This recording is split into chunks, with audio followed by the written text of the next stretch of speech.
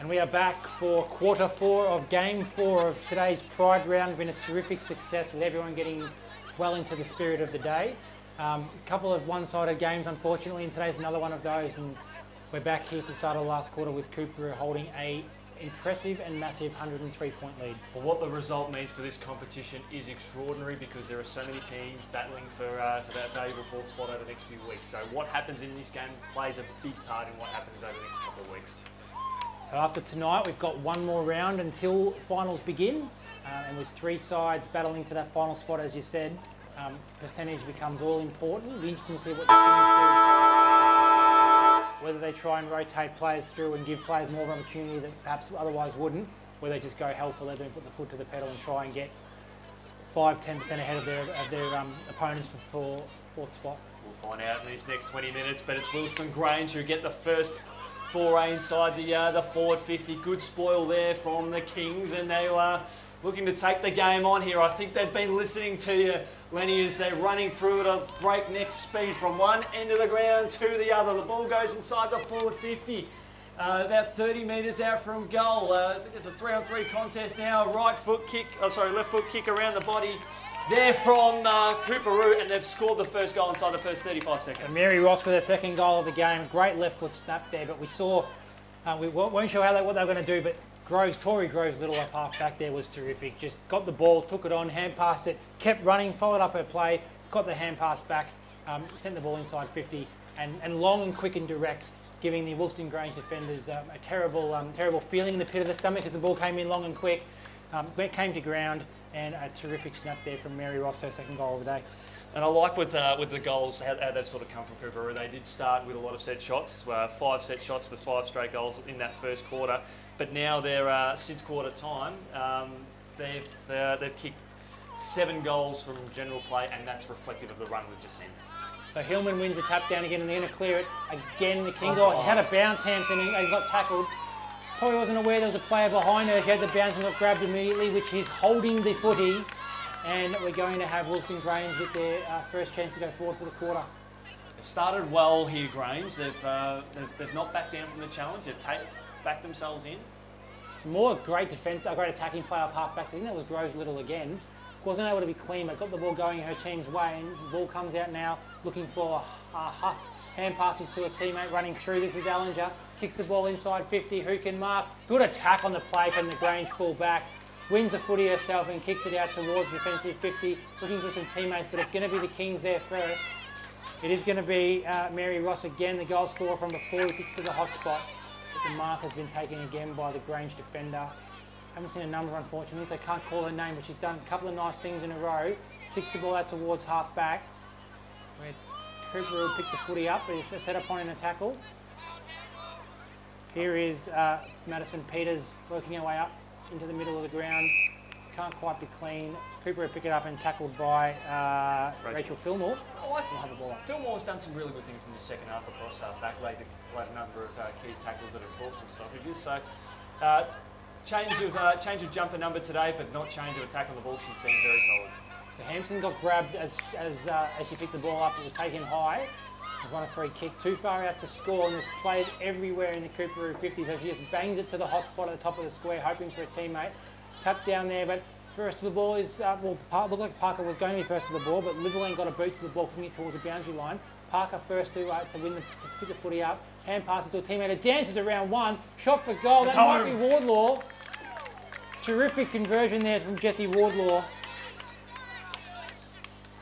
Kicks her first goal of the game and the first goal for the quarter for the Kings. And we saw this from last week. She was a great presence up in the forward line, and she does have that potential to really break the game away from the opposition. She only needs 3 or 4 touches. She's just got that size, great agility, great speed. She can push up the ground, she can push back. She's a lot like Hampson. The Twin Towers, they've just, and you even throw Hillman in there as well, who's had an outstanding game as well. They've got some key tools, Coorparoo, and to highlight there with Wardlaw kicking an amazing goal from the boundary line. She's an outstanding talent for this team. So, terrific. It's a champion player to compare it to, but that particular play was a little bit Pendlebury-esque. Just took one step outside of a bit of pressure and suddenly had all the space in the world. So Hampson clears the ball, doesn't quite get all of it, so it's going to be just Coorparoo's side of the centre circle. Coming off half back there for the Gorillas was McMullen Matthews kicking the ball towards half forward, looking for Peters who can't pick it up. They're going to get the ball forward, running onto the footy, kicking the ball inside 50. Is there anyone there to take a mark? It's dropped there and the Kings have got numbers here to clear and it's going to be done and come out off half back. And they've got a chance to keep running here. They've got plenty of space here on this commentary wing. Right foot kick with the target there in Ross. So Wushner's gone out of the game in the second half and Mary Ross has really taken up a little bit of that slack. She has, and just been able to take some good marks as well. She's told to get on her bike, so she squeezes out a cheeky left foot kick up towards half forward there. They've got some numbers here at grade level. Wilston Grange, who are trying to build a big wall here to try and stop Coorparoo from kicking more goals here in this term, but it's not going to happen because they've built a wall of their own here across the middle of the ground. It's taken here, I think, by Parker. Kick ricochets off her opponent in close proximity, but it lands in the arms there. I think is that Wardlaw again, who has a shot at goal. It's bouncing towards goal. It's still in the field of play momentarily. It goes out of bounds. Didn't quite set up there for the Kings. I think it might have been Govan had all the space in the world. Her opponent must have gone up to compete the footy and left her on her own in the goal square, which is a bit dangerous, but the ball just couldn't quite bounce through and went out of bounds. The Kings will be looking to try and press for another goal here. Hillman wins a tap down. It looks like it went straight down to Parker, but she was set upon the tackle. Had a kick off the ground in the goal square. Players are sort of trying to get boot to ball and either clear it out from Grange's perspective or kick it towards goal for the Kings. Picked up by one of the Grange defenders who set upon in a tackle and will have another ball up. Just looking at the live ladder now, Coorparoo sitting in fourth position on a percentage of 124.49. They are 0.52 behind on percentage of Queensland. Well, here is Ross again. Left foot snap off the back of the contest. Curls it back, but not quite enough. Didn't go through for a behind. It was coming. Couldn't quite see it in the screen, but it was curling back nicely, but just not quite enough distance from where she kicked the footy. It's through for a behind. You're right, she has stepped up in the role of Wushner and taken some marks, had some shots at goal, winning a lot of the ball, and she'll come back into the play here as well. She'll be front and square for this one. If it comes down to her position, it doesn't, but she's got teammates who are just lining up. It's that Sally Young who pumps the ball across half forward now, finds a teammate there in Hickey. Hickey just pumps the ball along. That'll be the aim, or just lobs it up, in fact, because she's got some tall timber down there that can take some strong contested marks. There's still plenty of players around this contest now, so it's going to be difficult for any of the Coorparoo players to find that space. The Grange are digging deep. Ball about 40 metres out from goal. We'll see a ball up. A little bit surprised by the tactics in the last 5 minutes from the Kings. They'll be wanting to get goals on the board, and with so many quick, dynamic forwards up there, just bombing the ball to the hot spot. Although there isn't a lot of space, bombing the ball to the hot spot seems to be playing into the Grange defenders' hands. Certainly is now. The ball's still in their attacking zone, and a free kick for a hold. It'll go to the Grange across half back. At the end of the day, we don't like seeing one-sided affairs, Lenny, but percentage is going to be absolutely crucial here for the winners here tonight. Absolutely, and especially on the flip side of that, for a side like Wilston Grange, who've had a really tough defence of their premiership last year, lost a lot of players, especially Tim Marucci, and just haven't been able to get anywhere near playing finals footy. It's been a long season, some of their girls. They do a lot of work all year, and that can sort of be seen on nights like tonight, towards the back end of the year, where sides with so many talented players like the Kings, they'll just run all over them. Oh, the ball's pressing inside up to their forward half now, but it'll be turned over there by that rock-solid defence, and the quick run here from the Kings. A booming kick inside the forward 50. She's got a one-on-one contest. Hold, free kick. And is that... Might be Govan? Govan, yeah, I think you're right. Parker, it is. Parker. She's been very dangerous as well across that half-forward line. They've had so many players, half a dozen of them. And the defensive player there for Wilston Grange knew she was in trouble as the ball was coming in, just grabbed that hand as a bit of a reflex to try and defensive free kick maybe? Some chance. Oh, I'm not so sure. But you don't give too many defensive free kicks 20 metres out, I don't think, but well, she might have missed that one. She has. But just one of those ones where as a defender you just get desperate and might go for a half hold, hoping the umpire doesn't see it, but they're onto it there and clear free kick. Margin out to a game high margin, 117. I expect we might see a few more game high margins for the Nighters out. That's right, nearly 9 minutes into this final term. Not a bad option there from the Grange defender. They didn't have much to kick it to. Just sort of put it to a spot just over the half-back flank and over near the boundary line. Hoped it rolled out, which it did, so they'll have a chance to reset. And they've been okay at some of these clearances off boundary throw-ins. They certainly have. 50 metres out from the Kings' goal. They're digging deep, but the Grange defence is, they've had their job cut out for them tonight, but they've sort of dug deep in the second half. They have. It was 14-6 to nothing at half time, and we've seen 5-3 to 1 goal since then. And it's so easy with one eye on end of the season to when you're getting belted in the first half to just let it all go a lot worse in the second half. So they'd be really proud of themselves being able to find a way to defend and stop the bleeding a little bit. As a snap for goal, it might have been from Ellinger, I think. I think you're right. Good front and centre there. And that is goal scorer number 11 for Coorparoo here tonight at the 10-minute mark of the final term. It's a well-deserved goal from Ellinger. She hasn't done a lot of the footy, but she's certainly run off half-back a lot, done a lot of work, bringing teammates into the play and doing the team things there. It'll be great for girls like her and for a few more teammates hopefully to get goals on the board as well.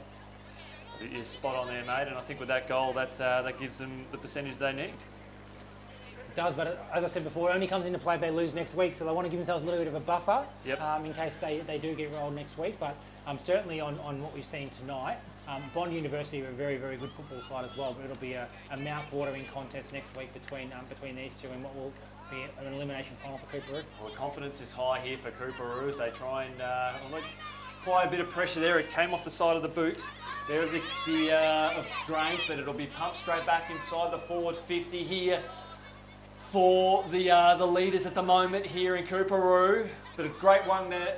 Is that from Svark? Yep. Outstanding. She cleared more than 50 metres with that kick, but she found a hierarchy of Kings, and they'll look to steady the ship now.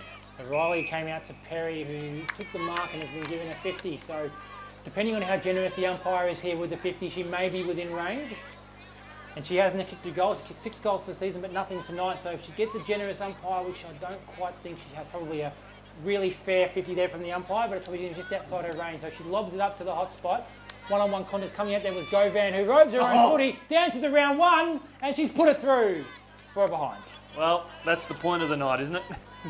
Looks so good as well. The goal umpire didn't move, he threw me off, but he must have been standing in a good spot to be able to see that. But terrific work there. She came out at great speed at that footy, won the contest from behind and bring it to ground, and then robed her own ball, but couldn't quite convert. Started the game on a high, looking to finish the game in much the same way.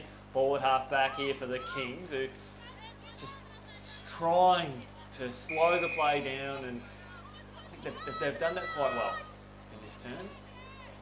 Only conceded just the 3 goals, but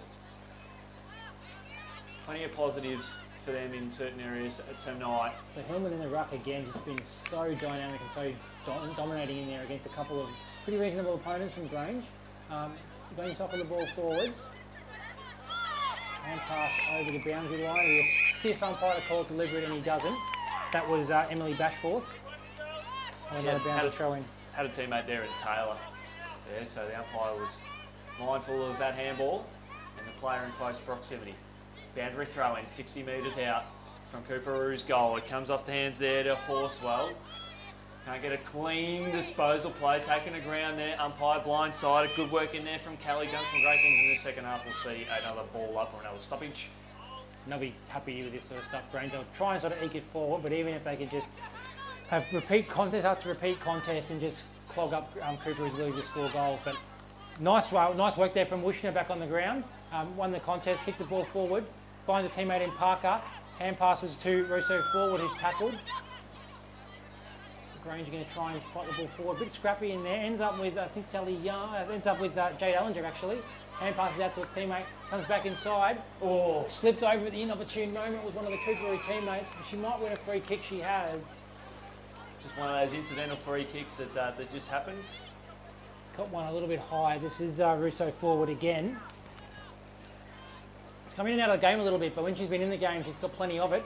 Again, it's just that half-forward line that we've spoken about with the Kings all night. They've had players drop in and out. Almost got excited. She went to handball to Wushner. Must have been a 50 given. She must have chased Wushner through. So what happened in that case there is she went to make the umpire went to make the handball, but the umpire didn't call play on. She's encroached on the mark. Umpire didn't call play on. It's 50 metres every time. So she's made a gimme of it.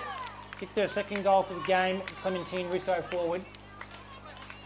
it's frustrating for a player when that happens, and you do see it a little bit in footy, but you've got to wait for those two magic words, play on there from the umpire. It did not happen in that case there. Even if she's gone to do the action of the handball, she didn't run off her line, so every time, you'll unfortunately for a player, you'll get pinned. We've got last 5 minutes of the game here, last 5 minutes of Pride round. An amazing day. Terrific initiative from AFL Queensland, especially to Joanna Main and her team for setting all this up, and the clubs have embraced it, the players have embraced it. It's been terrific to see. And the weather has been outstanding as well. Absolutely. Couldn't ask for a better day. Real festival of footy up here at Moreton Bay. Parking has been very hard to get anywhere near the ground. You just see cars parked all alongside the one of the roads, so it's very, very hard to get parking around the ground. It's fantastic. The diving in there was Fuller, but couldn't quite get the clearance. Going to come out Coorparoo's way again. No mark taken, and the Gorillas running off half back nicely, kick the ball forward, and a mark has been taken here by Grange half forward in Emily Batchforth.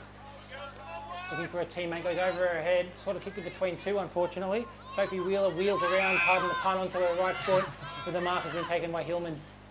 A little pop the ball up here towards the commentary wing, looking for Ross. She's spoiled from behind there from an opponent coming through now as Grange trying to generate push or put the ball up towards the forward line there. Litherland working hard, and we'll see a ball up between wing and half forward. Their attacking zone commentary wing. It's 1:36-6, only 4.5 minutes to go of Pride round. Looks like it's just me and McNeil on our own there. No competitors from Hillman, probably too far away from the contest. They can't take advantage of that Grange, but they might get a free kick here for a hold they have. It's going to go the way of Lyndall Olin. Sorry, it's going to go the way of Amy Kelly, I should say. She centres the ball into the middle of the ground and finds Lawton. Recovered from her knock early in the game. Hand pass didn't hit the target of Finlay. We might have a chance to recover here through Kelly, who hand passes back towards Finlay, coming off half back to the Kings, and they'll clear. Up towards centre half forward now, just over the head there of Fillmore, who couldn't get her hands on the ball. But they managed to make something of it here at the Grange with a booming kick up towards half forward. Teammate went up, slipped over at the crucial stage. Kick up towards the commentary wing with support here at ground level now as the ball goes up towards half forward for the Kings. But a strong mark taken there by Fillmore, who again, just rock solid, takes a strong mark. Finds a teammate here in Bashforth who takes the mark. Got out here Sarah Fuller. Clearly been Wilston Grange's best player. The ball doesn't bounce kindly for her. Ends up with Taylor, who's tackled as soon as she finds the footy, and the ball spills out of bounds for a boundary throw-in. Solid crowd atmosphere here. It's been great all day. Lights are a little bit of a worry, I think, on these wings. It's very dark out there. It looks okay on the screen. Centre of the ground looks nicely lit, but the wings are a little bit dark as Hillman wins the ball down. And pass forward from the Kings. That is Brown there. Couldn't pick it up. Forces the ball out of bounds. Tani White was in there as well, and Hilary Martin for the Gorillas, who's battled hard in the ruck against a very good opponent in Hannah Hillman. One thing I love about this ground is you can just park a chair on the hill and right around the commentary side of the wing and just have a great day. Throw the picnic rug out. It's very few better places to watch a game of football here. Nothing better than sport on the hill as far as I'm concerned. Damn straight. As the Grange clearing kick has just gone out of bounds on the full. There's very deep wings out here. As we highlighted, Coorparoo's win tonight pumps them into the top four with a little bit of percentage behind them as well. So for some context, it's the teams that are battling for 4, 5 and 6 will next week in the final round of the year play the teams that are 1, 2 and 3. As Wushner takes on an opponent, has a bounce, goes from 45, but goes to the top of the goal square unselfishly, and the mark has been taken by Govan. They've just worked terrifically, these two together, and as we've spoken a few times about throughout the day and also through last week, they have had a lot of players come and go, Coorparoo, but getting towards the business end of the year, they've got so much talent across the board, and if they can get their forwards working in tandem like these two have today, they'll be terrific in the final series. As Govan kicks her 4th goal of the day, as we're not too far away from the last minute, I can't use this stat, but she kicked a goal from the set shot in the opening minute of play. And it looks like, unless Coorparoo managed to get another one, the game has been bookended with goals from set shots there from the players. Just kicked one there in Govan. So getting back to what we're talking about with the finals next week. So as I said, 4, 5 and 6 play 1, 2 and 3. Coorparoo win. they secure 4th spot, but they're playing Bond University, who are a very tough battle, and it should be a magnificent game next week between two star-studded midfields with talent all over the park. If Coorparoo do get rolled, it opens the door for UQ and Maroochydore, UQ and Coolangatta, I should say, who are sitting 5th and 6th, with percentages coming to play as well. So it's going to be one out of the centre here from Fuller, looking for a teammate in a late consolation goal. She was looking for Pettigrew, but the kick wasn't quite to her advantage, and the Kings have got a chance to clear, but the handball's a little bit scrubby. Grange will be desperate to try and get one late here. Ends up with Finlay, who has a hand passes to Pettigrew. Ends up with a pocket here. This might be one of the Peters. Snap towards goal. Is it there? They like it. They like it. So a late goal to Wilston Grange. Very popular with the bench, that late goal, and that'll be all she wrote. Wilston Grange get the second goal of the game, and the margin will be a even 130 points. Fantastic goal there from the boundary line. As we approach full time here, and before we do wrap up, we'll give just a rundown of all the other scores that have happened today as the siren gets ready to sound, and that'll do it here at Moreton Bay, and a fantastic win there from Coorparoo, who've kicked away to a famous win. I think it's a 22-10, 142 to 2 straight 12. Lenny, just to recap what happened at the start of the day, Maroochydore, who beat Coorparoo last week, they defeated Aspley Hornets 14-15, 99 to Aspley, no score. Uronga defeated University of Queensland 6-7-43 to 5-4-34. Bond University defeated Coolangatta 8-10, 58, and then of course the result we've just seen there. So it's set up a mouth-watering final round next week. Bond University and Coorparoo, I've harped on a little bit the last 10 minutes or so, but it just if both sides can have a reasonable array of their representative talent, it's going to be a mouth-watering contest. Uronga and UQ played today, and they've got a lot of talent across the board as well, but it's just the depth of talent between Coorparoo and Bond is something to behold. Looking at this game we just covered here, multiple goal scorers. We had Jess Wushner kick 5, and she was just dynamic in the first half. She was everywhere, and we hope that we might get a chance to see her kick a big bag of 8 or 9 or 10, but I think she might have been put on ice a little bit, a long season with her having played some AFLW footy for the Lions as well. So she spent most of the second half on the bench. Govan kicked 4, and multiple goal scorers were Sally Young and Mary Ross, and Clementine Russo forward with 2. Yeah, we did see 12 individual goal scorers there for Coorparoo tonight, which is a very well reflection of a great team effort we've seen. All players getting involved in the game. And Wilston Grange, they can hold their head up high. They've battled away hard today. They've had a few standout players. Obviously, Spark was one of the key standouts we were enjoying over the course of the game. Amy Kelly played well in patches as well. And who were some of the others that you enjoyed? Sarah Fuller won plenty of contests, but I think they're the 3. Fuller, Kelly and Spark were the ones that were called a lot of. Back line battled really hard, but I don't think you could say any of them won their positions. The Coorparoo forwards were very, very good, with plenty of supply to be fair, but were very, very good. But yeah, they were the 3 that I think that they'll be able to really hold their heads up high for the Gorillas. But just a wonderful team performance across the board from the Kings, and we see in the centre of the ground here for the last time today on what has been a wonderful Pride Day for AFL Queensland. This little linking arm ceremony to send the night off. It's a great support, everything today, and great to see a lot of big media coming out here and really getting behind the day as well. The message. Well, we might sign off from here. It's been a terrific day again. Thank you for joining us. Coorparoo will be ecstatic to go into the last round sitting in the top 4, but they know they've got their work cut out next week to hold that position. So it'll be a mouth-watering weekend of footy next week. I'm Lenny Phillips. Joining me today was Chris Yen. Hopefully we'll both be back next week calling the match of the round.